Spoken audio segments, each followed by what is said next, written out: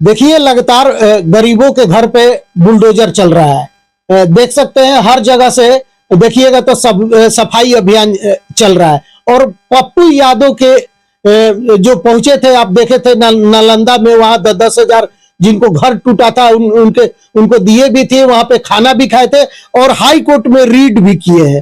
तो सर है शिवनंदन भारती जी जो कि रीड फाइल यही किए हैं। आज जानेंगे कि जो घर टूट रहा है सर, तो वो घर टूट रहा है तो आखिर रुकेगा कैसे, क्योंकि पप्पू यादव का ही कहना है सर कि वो 100 बरस से घर में वहां पे रहे हैं, सरकारी वहां पे आवास दिया गया, सरकारी रोड दिया गया, नल जल योजना दिया गया, तो वो मतलब क्या कुछ होगा सर? आप रीड भी फाइल किया। देखिए, सबसे पहले तो आप ये चीज जानिए कि अभी ये जो बुलडोजर का कंसेप्ट था, जिस टाइम में नए सरकार की गठन हुई थी तो सरकार ने कहा था कि यूपी के तरह यहाँ पर भी बुलडोजर चलाएंगे, तो लोगों ने उनका मन ही मन स्वागत किया था कि शायद ये अपराधी और भूमाफियाओं के खिलाफ बुलडोजर चलाएंगे। लेकिन गरीबों के खिलाफ ही बुलडोजर चलेगा, इस बात का एक्सपेक्टेशन गरीबों को भी नहीं था जी। अतिक्रमण का जहां तक है, एक अतिक्रमण होता है कि जो अनावश्यक तौर पे करते हैं, एक होता है कि मजबूरी बस लोगों का, सरकार जो है सो बहुत सारे गरीब भूमिहीन है, तो कहीं ना कहीं वो सरकार के ही जमीन पर घर बना के रह रहे थे, वर्षों से रह रहे थे, दलित मजदूर बहुत सारे लोग, सरकार दे भी रही थी जिनके भूमिहीन है उनको। बीच में ये आया तो लगातार आपको बता दे जानकारी के लिए, जो अतिक्रमण यदि किसी को खाली कराने का जो ड्यू प्रोसेस ऑफ लॉ है, उसमें आपको 2-3 चीज ध्यान रखें। सबसे पहले क्या होता है कि स्थल का निरीक्षण होता है, स्थल के निरीक्षण के बाद एक रिपोर्ट जाता है, स्थल निरीक्षण के बाद फिर उसका एक मेजरमेंट करवाया जाता है कि नापी करा के कि कितना एरिया आपका अतिक्रमित है या नहीं है। उसके बाद एक नोटिस जाता है जिसमें 15 दिन का कम से कम उसको समय दीजिए आवासीय में कि वो कि आप इतना तारीख तक स्वतः हटा लीजिए।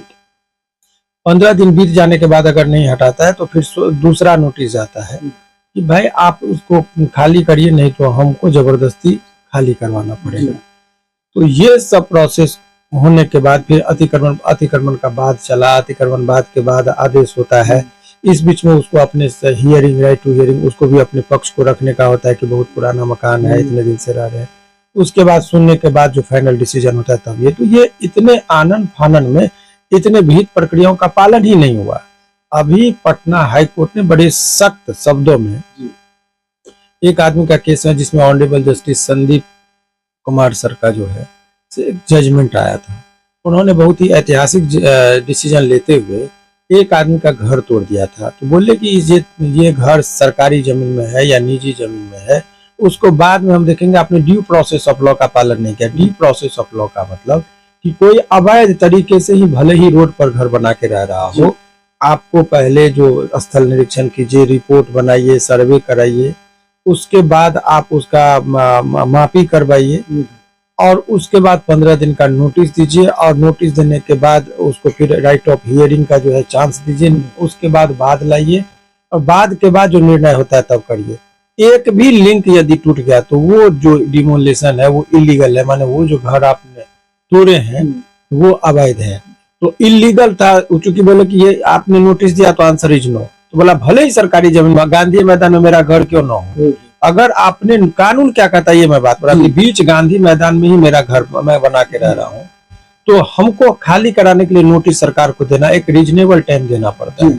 अगर नहीं दिया तो उसी पर ऑनरेबल जस्टिस ने कहा कि ये मानते हैं कि सरकारी जमीन, लेकिन आपने ड्यू प्रोसेस का नहीं पालन किया, इसीलिए इनका जो 15 लाख का या 20 लाख का घर था जिसको आपने तोड़ दिया, तो सीओ या जिनके आदेश से हुआ था बोला कि पहले आप 15 लाख रुपया इनको दीजिए या इनका मकान जैसा था खड़ा करिए, आप अपने पॉकेट से करिए, सरकार के पॉकेट से नहीं। लेकिन 100 बरस से जी अभी उस पर आ रहा है और तब उनको आपको तो पेनल्टी लगवाया गया था और तब सुनवाई होकर बोला कि यदि होगा तो हम ये करेंगे। ये बहुत ही ऐतिहासिक जजमेंट था संदीप कुमार का और वो काफी जो है ऑनरेबल जस्टिस का जो था ये जजमेंट, ये काफी चर्चा में रहा था। अब नंबर 1, अब नंबर 2 एक चीज और आप समझिए कि अगर सरकारी जमीन में भी एक एडवर्स पोजीशन का कंसेप्ट है कि कोई भी व्यक्ति अगर किसी के निजी घर में भी 12 वर्षों तक शांतिपूर्ण तरीके से कब्जा में रह रहा है और कंटिन्यूशन में वो रहा लगातार, तो वो जमीन पर वो अपना पोजीशन डिक्लेयर कर सकता है, इंटाइटल हो जाता है कि वो करे। और दूसरा, सरकारी जमीन है तो 30 वर्ष का समय दिया, इसलिए 30 वर्ष का समय दिया कि हो सकता है सरकार का चीज था, लापरवाही बरती, कोई पदाधिकारी अधिकारी नहीं देखा, भले ही रेलवे के बगल में, पटरी के बगल में ही मेरा मकान क्यों ना हो। और 30 वर्ष तक यदि आपको कभी कोई नोटिस नहीं गया और अस्थायी रूप से आप वहां पर अस्थायी रूप से लगातार रह रहे हैं, कभी कोई आपको डिस्टर्ब नहीं किया, तो ऐसे परिस्थिति में आपको कोई भी व्यक्ति वहां से नहीं हटा सकता है, वो एडवर्स पोजीशन के आधार पर आ जाता है। तो ये आप 100 वर्ष की बात कर रहे हैं, मैं 30 वर्ष की बात कर रहा हूँ। ये 30 वर्ष कैसे साबित होगा? तो ये साबित करना लोगों को, चूंकि लोग जो गरीब लोग हैं उतने कानूनी तौर पर सजग नहीं होते हैं, तो उन लोगों को कुछ चीज का ध्यान रखिए कि आपका वोटर आईडी कार्ड बना होगा, उसमें एड्रेस देखिए वही जगह का दिया है, यानी कि मकान आपका है, या तो वोटर आईडी कार्ड, बिजली बिल, हालांकि 30 साल तक का लोगों का, यदि किसी भी व्यक्ति का उस मोहल्ले में बिजली आया हो और कभी बिजली का कनेक्शन विधिवत लिया हो, तो उस एड्रेस के आधार पर वो भी काम आएगा कि ये दिखाइए। नहीं होता है तो बहुत सारे लोग, मकान पुराना है तो वो कहेगा नहीं नहीं आपका मकान है 50 साल पुराना है, ये कहेगा नहीं नहीं ये तो 10 ही साल हुआ है, तो तोड़ देगा। तो ऐसे परिस्थिति में आप चैलेंज जब करेंगे तो कार्बन सी पद्धति होता है, ईंटा की जोड़ाई से ईंट का क्या उम्र है वो पता चल जाता है कार्बन सी पद्धति से, उससे रिपोर्ट मांगा जाता है कि ये मकान पुराना कितना है, और अगर मकान यदि 30 वर्ष से अधिक का है तो कोई भी व्यक्ति उसको तोड़ नहीं सकता है कानूनी तौर पर। लेकिन अगर अवैध तरीके से वो तोड़ दिया तो उसके लिए उचित मुआवजा का वो डिमांड कर सकता है। लेकिन सवाल क्या है, सरकार कुछ चीजों में उन लोगों को लगता है कि देखिए सही बात है कि कोर्ट में आप आएंगे तो कोर्ट की तरफ में, कोर्ट में व्यवहारिकता में क्या समस्या आ रहा है वो समझना होगा। एक जब भारतीय संविधान का निर्माण हुआ, ये बहुत ही जानकारी भरी चीज दे रहा हूँ, सभी लोगों को समझना चाहिए और सीखना चाहिए। देखिए ये एक चीज है कि जब कानून बना तो सब पर निगरानी, कभी सरकार बदलेपूर्ण दुर्भावनापूर्ण कोई काम न करे, तो सरकार पर नजर रखने के लिए कोर्ट का निर्माण हुआ और बोला कि, और ये भी एक्सपेक्ट किया गया कि गरीबों के पास उतना पैसा नहीं होगा कि केस करने जाए, वकील को रखे, तो कोर्ट को शक्ति दिया कि स्वतः भी आप संज्ञान ले सकते हैं, जिसको सू मोटो कहते हैं। स्वतः की यदि सबको पेपर के माध्यम से पता है कि भाई घर टूट रहा है, इलीगल हो रहा है, तो हाई कोर्ट को और सुप्रीम कोर्ट को सू मोटो एक्शन लेने की शक्ति है। वो स्वतः संज्ञान में आके पेपर कटिंग के आधार पर कि सरकार से रिपोर्ट मांगेगा क्या था तुम घर लोगों का क्यों तोड़ रहे हैं।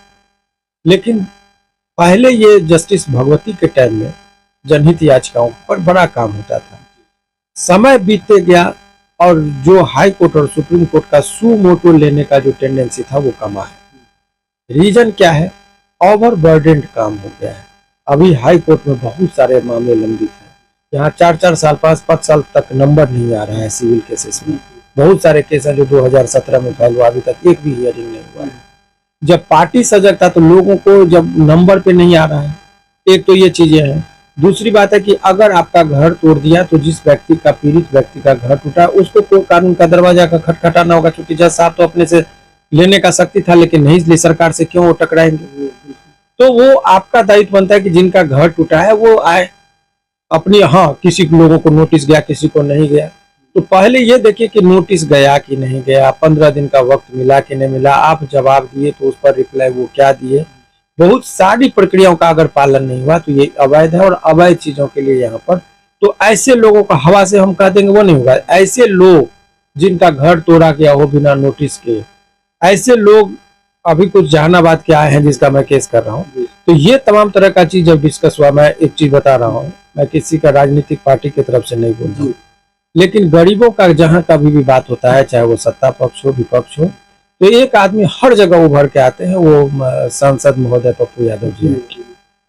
तो पप्पू यादव जी ने इस स्पॉट पर भी गए, पार्लियामेंट में भी आवाज उठाए, और वो उनको लगा कि यहाँ से नहीं होगा, तो कोर्ट में भी उन्होंने बहुत व्याकुलता से मुझे फोन करके बताया कि वकील साहब संजोगवश में फोन नहीं उठा पाया था, तो बड़ा दुखी होकर बोले कि आपको रात में किए थे, आप नहीं उठा पाए थे, तो गरीबों का घर टूट रहा है, आप सोए कैसे, तो उस पर जनहित याचिका हो या जो भी हो आप करिए कानूनी तौर पर। तो हमने कहा कि सर हमको लिस्ट चाहिए जितने लोगों का घर टूटा हो विदाउट नोटिस, तो कुछ नोटिस भी किया, और उन्होंने बहुत ही सजगता पूर्वक बोला कि कानूनी लड़ाई भी लड़ेंगे, सड़क पर भी लड़ेंगे और संसद में भी लड़ेंगे, और जो इलीगल इस तरीके से लोगों का घर तोड़ रहे हैं उन लोगों के खिलाफ हम एक्शन दिलवाएंगे। सो कोर्ट में आप हमारी मदद कीजिए, सड़क पर आंदोलन होगा तो हम कर रहे हैं और संसद में हम आवाज उठाएंगे। तो उन्होंने तीनों पहल पे संसद में भी गरीबों के लिए आवाज उठाया, यहाँ सड़क पर भी लड़े जो आपने कहा कि गए, और कोर्ट में भी उन्हीं का अभी तक कोई नेताओं की कमी नहीं, अभी तक कोई नेता नहीं पहुंचा जो टूट रहा है, नहीं है। लेकिन अभी इलेक्शन लेने के टाइम हो, वोट लेने का टाइम हो, तो बहुत सारे कैंडिडेट, एक विधानसभा क्षेत्र में आप देखेंगे 50 विधायक का कैंडिडेट होता है, लेकिन गरीब का घर टूट रहा है तो कोई भी एक भी नेता आपको नहीं लगेगा, नेता भी इन सड़कें सूनी हो गई है। तो इसी परिस्थिति में एक आदमी, वो भी हारे हुए हैं, थके हुए हैं पप्पू यादव जी, लेकिन मनोबल उनका नहीं थका हुआ है, लगातार उन्होंने कहा, और उन्हीं के पहल पर अब जो है सो सारे चीजों को करके हमको कुछ कलेक्शन मिला है। और यहाँ पर हम लोग जो इससे पहले जहानाबाद जिला में किए थे, और दूसरा रेट हम लोग का अभी तैयार होकर फाइल हो रहा है। लेकिन बहुत फिर आलोचना होगी कि कुछ नहीं हो रहा है। ये बात मैं भी कह रहा हूँ, खुले मन से कह रहा हूँ कि देखिए मजबूरी में कोर्ट का दरवाजा खटखटाइए, क्योंकि कोर्ट में, खास करके पटना हाई कोर्ट में इतना ओवरबर्डन काम हो गया है, क्योंकि जितना क्षमता है उतने जजों साहब का संख्या नहीं है। तो आपका, ये सरकार का भी मंसूबा होता है, ये चीजों को समझना होगा। और जिस वजह से यहाँ पर चूंकि जजों की जो संख्या है, यहाँ पर फुल स्ट्रेंथ में जाएंगे तो 53 जजों की संख्या है, 40-45 जज रहते हैं रेगुलर, तो वो जो सीट खाली रहता है, और जबकि बढ़ना चाहिए, यहाँ 100-150 सीट होना चाहिए जजों का कम से कम पटना हाई कोर्ट में। तो जब आप सरकार के विरुद्ध यहाँ हाई कोर्ट में लोग आता है, सरकार नहीं कभी चाहती कि यहाँ फुल सीट हो, हालांकि कॉलेजियम और सुप्रीम कोर्ट को इस पर ध्यान देने की जरूरत है। अगर, हालांकि सरकार ने भी कई बार चिंता जाहिर किया है, कोर्ट ने भी कई बार चिंता जाहिर किया है, लेकिन टेक्निकलिटीज में फंस जाते हैं। तो फुल स्ट्रेंथ यदि होता तो सुमोटो भी होता और गरीबों को न्याय भी मिलता। तो हम ये फाइल तो करेंगे, सुनवाई कितने दिनों में होगा ये हम भी नहीं कर रहे हैं, और बहुत निराशा के साथ कह रहे हैं, क्योंकि हाई कोर्ट में 2017 का केस पेंडिंग है, बहुत सारा जो अभी तक सुना है, बहुत सारा चीज 10 दिन में ही हो जाता है। इसका कोई सेट फॉर्मूला भी नहीं कि आपको ये नहीं कर सकते कितने दिनों में सुनवाई हो जाए, नंबर पे आएगा। इलेक्शन पिटीशन में हमने भी बहुत सारे केस को देखा। अभी नीतीश मिश्रा जी जो जीते हुए हैं, अभी गुलाब यादव जी पर केस किए थे, टेन्योर बीत गया, 7 साल लगा है, लेकिन अभी तक जजमेंट नहीं आया, तब तक वो दोबारा बन भी गए। तो ये जो एक किताबों के पन्नों में कहा गया था कि न्याय जो है सो यदि देर से मिला हुआ न्याय अन्याय के बराबर है, तो ये चीज गरीबों के साथ हो रहा है।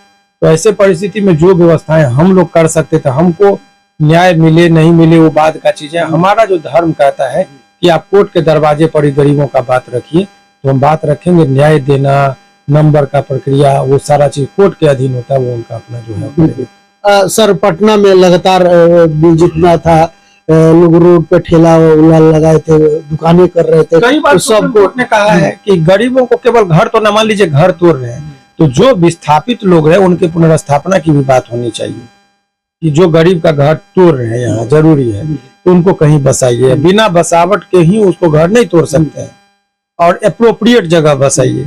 अभी जहानाबाद का जो केस हमने किया उसमें वो उनको घर तोड़ दिया और शमशान की भूमि उसको दे रहा है। भाई धार्मिक कारणों से शमशान में कैसे लोग जिंदा में घर बनाएगा? आप जहाँ रहने लायक है वो दीजिए। तो गरीबों के जीवन को तो यहाँ पर कोई कूड़े के भाव से फेंका जा रहा है। पहले लालू यादव जी के टाइम का एक उनका स्टेटमेंट हमने सुना, फिर लोग कहेंगे कि राजनीतिक बातें करते हैं, लेकिन मैंने वो स्टेटमेंट देखा, कहा था कि जब तक मैं मुख्यमंत्री हूँ किसी गरीबों का जहाँ झुग्गी झोपड़ी है वहीं रहेगा। तो नेता, हाँ ये एक सैद्धांतिक बात है, लेकिन एक बात और है आपको समझने की जरूरत, कहीं कई जगह लोग बिना कारण के भी अवैध तरीके से रोड को अवरोध करते हैं, विकास की गति को रोकते हैं, वो गलत है। वो गलत। लेकिन आवश्यकता कि हमको घर नहीं है, इस ठंड के महीने में कपकपाते ठंड में बिना एक तरफ आप कहेंगे कि गरीबों के लिए हम आश्रय स्थल बनाते जिसमें करोड़ों का घोटाला हो जाएगा, लेकिन यहाँ पर गरीब का जो परमानेंट आश्रय है, इस ठंड में कपकपाती ठंड में एक रात जब उनको घर के बिना रहना पड़े उन नेताओं को, तब पता चलेगा कि आप तो आदेश दे देते हैं बुलडोजर चलाओ। एक लड़की के तो शादी टूट गया है, वो बता रही थी मेरा घर टूटा। घर टूटा तो सपना टूटा, शादी छोड़ दीजिए, जिंदगी टूट जाती है। जिनका घर, वो रोटी कपड़ा और मकान, ये 3 चीज बेसिक बुनियाद है। आर्टिकल 21 में इंडियन कॉन्स्टिट्यूशन में भी इस तरह का बात कहा गया है, लेकिन उस पीड़ा को कौन समझे। अभी आप अच्छा बात कर रहे, गरीबों में भी देखिए, वोट का टाइम आएगा, 10,000 रुपया के चक्कर में ये लोग जो है सो उस टाइम में गुणगान किया। अब तो रो रहा है लोग कि हम 10,000 लेकर के गुनाह कर 10,000 का लिए 2 लाख का नुकसान आपको हो रहा है, घर टूट रहा है ना। अभी 2 लाख और देगी सरकार, उस बात पर नहीं, लेकिन आप वहां पर चंद पे देखिए। अब फिर हालांकि इतना लंबा वीडियो लोग देखता नहीं है। हिटलर के जीवनी का एक जगह मैं पढ़ रहा था, तो लोकतंत्र में बताया गया था। तो बोले कि लोकतंत्र क्या है, तो एक बार वो पार्लियामेंट में एक मुर्गा को लेके आए और मुर्गा का पंख को नोचता रहा हिटलर। सब देखते रहे कि जिंदा मुर्गा को पंख क्यों नोच रहा है। फिर बोला कि रुको दिखाते हैं, और फिर वो पॉकेट से दाना निकाले और छीट दिया अपने पाँव के पास। वही मुर्गा पंख नोचा हुआ है, फिर भी वो दाना चुन चुन के खाने लगा, और वो छीटते हुए दाना हिटलर बाहर निकल जाते हैं और वो मुर्गा पीछे पीछे उसके दाना के लोभ में जाने लगता है। बोलता है लोकतंत्र ये 5 साल इसको नोचो और टाइम पर थोड़ा दाना दे दोगे, तुम्हारे पीछे पीछे चलेगा। तो यही लोकतंत्र की परिभाषा को दिखाया कि अभी 10,000 दिया इलेक्शन के टाइम में, और अभी 5 साल पूरा नोचेगा इसको, फिर उस टाइम में 20,000 दे देगा। और जनता को वो जानते हैं कि किस तरीके से चला। नेताओं की बात मैं कह रहा हूँ, किसी पार्टी विशेष की बात नहीं कर रहा हूँ। तो जनता को ये समझने की जरूरत है कि अभी आपको नोचा था, वो 5 साल तक अभी दिया था 10,000, 5 साल तक नोचेगा, फिर हो सकता है इलेक्शन टाइम में आपको 20,000 दे, और वही जनता उसको वोट भी देगा।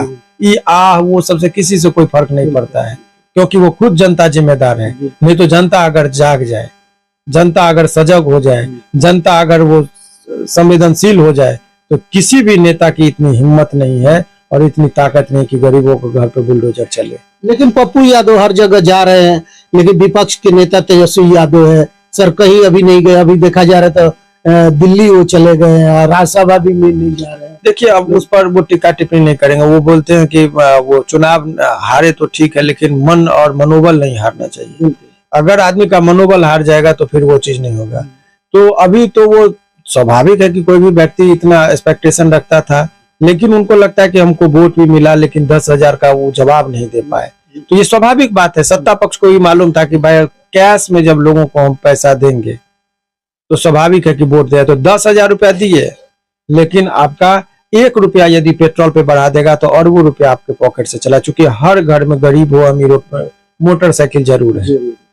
1-1 रुपया बढ़ा दिया तो आप समझिए कि कितना करोड़ रुपया दे दिए। तो 10,000 रुपया जो आपको दिखा रहा है ना, उसके एवज में चूंकि सरकारी खजाना खाली हो गया है, 33,000 करोड़ यदि रुपया सरकारी खजाने से चला गया तो विकास रुक जाएगी।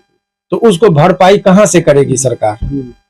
तो सरकार को भरपाई करने के लिए पेट्रोल पे बढ़ा देगा, डीजल पे पैसा बढ़ा देगा, किराया बढ़ा देगा। तो उनको लौटाना तो 2 मिनट का चीज है। तो मैंने जो हिटलर की बात बताया कि पंख नोचना और फिर बाद में दाना देगा, और तो यही लोग करता है कि अभी आलोचना करेंगे, लेकिन उस टाइम में कोई शराब दे देगा, दारू दे देगा, पैसा दे देगा, तो उसी नेता का जिंदाबाद करेंगे। धर्म के नाम पे बांट देगा, मजहब के नाम पे बांट देगा, जाति के नाम पे बांट देगा, तो घर पे बुलडोजर तो चलना ही है। खैर चलिए, लास्ट सवाल है सर, अगर आपके पास कोई आते हैं 100 वर्ष से घर मतलब बना के रखे हैं, वहाँ सरकारी जो मिल रहा है आवास वो मिला हुआ है, नल जल व्यवस्था है, रोड व्यवस्था है, लेटरिन जो है वो तो अगर या नहीं आए, कहीं भी किसी भी पटना हाई कोर्ट में किसी भी एडवोकेट के पास जाएंगे, अगर 3 चीज देखिए, आपको नोटिस गया कि नहीं, जिस अब काम की बात फिर से मैं कानूनी पक्ष बता दूं, आपको नोटिस पहले सबसे पहले जो है सो स्थल का निरीक्षण किया, कौन पदाधिकारी किया, उसके बाद आपको जो है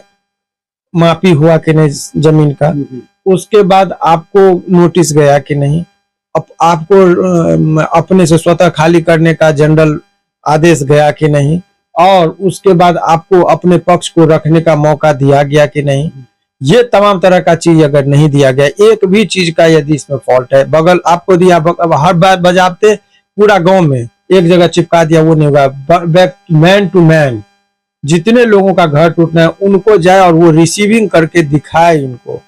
तो अगर ये सब टेक्निकलिटीज है, अगर पुराना मकान है, 30 साल से ऊपर आपका है, सरकार की जमीन है, आपका पास कोई कागज नहीं है, फिर भी सरकार नहीं तोड़ सकती है उस जमीन को। तो आप 30 साल को कैसे दिखाएंगे? कोई रसीद हो, कोई आदमी जमीन खरीद बिक्री किया हो, चौहद्दी में आपका नाम दे दिया हो जो 30 साल पहले हो, तो वो भी सबूत के तौर पर काम आएगा। तो वो तमाम तरह का चीज आपको दिखाना होगा। एक भी कागज लेके आइए, आपका जमीन किसी भी वकील के पास आप पटना है, मैं ये नहीं कहूंगा ये प्रचार हो जाएगा कि मेरे पास हो, किसी भी वकील के पास आप चले जाए। हाँ, कोई भी वकील साहब इस बात की गारंटी नहीं देंगे कि सुनवाई, चूंकि वकीलों के बीच में ये चर्चा मैं हाई कोर्ट की तरफ से कह रहा हूँ कि हाई कोर्ट में मामला कितने दिनों में पटना हाई कोर्ट में सुनवाई होगा इसकी कोई गारंटी नहीं है।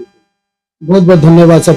लेकिन आप लोग क्या कुछ सोचते हैं जो कि गरीबों के घरों को तोड़ा जा रहा है, गरीब जितने रोड पे आ गए हैं लगातार, उसी सिलसिले में हम लोग बातचीत कर रहे थे कि इस पे क्या होना चाहिए। जो लोग 100 साल से घर बना के रह रहे, सरकारी आवास मिला हुआ है, मतलब सरकारी व्यवस्था हर चीज मिला हुआ है, तो उनको क्या करना चाहिए, क्या होना चाहिए, उसी पे बात कर रहे थे। लेकिन आप लोग क्या कुछ सोचते हैं जरूर बताइएगा। इस वीडियो को दूर दूर तक शेयर भी करिएगा, जो लोग नहीं जानते उनके पास ये वीडियो पहुंचे जरूर। तो धन्यवाद, नमस्कार।